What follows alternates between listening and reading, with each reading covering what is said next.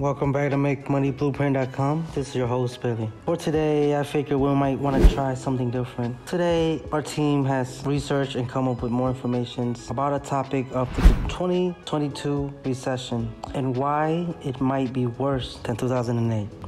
So the Federal Reserve will, as they always have done, do everything in their power to kick the can down the road regardless of the economic consequences. It happened in 2008 and it happened during the pandemic, and it will happen again. The problem is with this strategy is that this only worked for so long before we reach a point of no return. But even more concerning is that many of the same factors that led to the 2008 financial crisis are present today. Inflated home prices, high level of consumer debt, the stock market that is ripe for a corrections. The difference this time is that the Fed has less ammunition to fight an economic downturn. So in the wake of this new Great Recessions, here are the 5 challenges that Americans and you as an investor will face over the next year. 1. Crash of all crashes will come soon. To get an idea of why things will get worse, you first have to understand the repo market. The repo market is like the pawn shop for major financial institutions. Banks go there to pawn off their assets like treasury bonds in exchange for cash to pump into equity or crypto.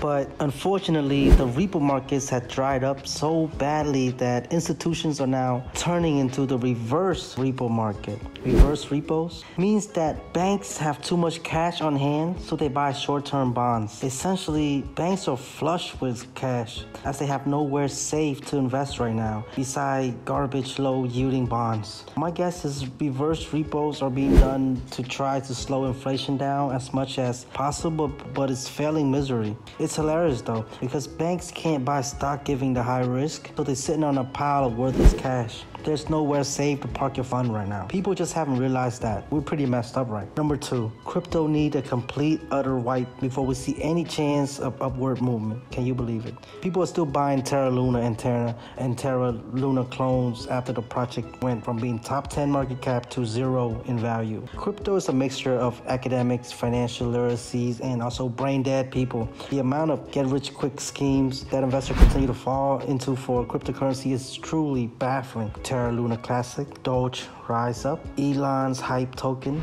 Infamous Ponzi Scheme expert Burry Madoff only offered 11.5% for his investments, and even that was unsustainable. This is why crypto is going to need a complete shakedown, and why even the strongest supporters see Bitcoin going to be as low as 8 grand. Personally, I don't think Bitcoin can go lower than maybe 13, 14 without investors slurping up the dip. Regardless, in the short term, we're in for pain.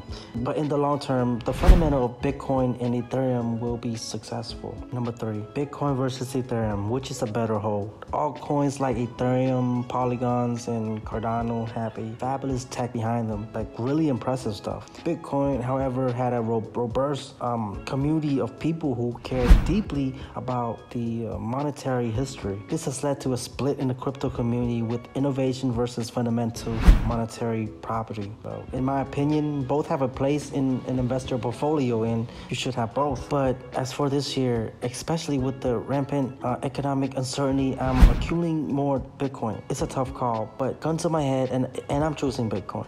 And even when it comes to Ethereum, I'm buying more Polygon Matics as it slowly becomes the best smart contract chain on the market. This is not financial advice.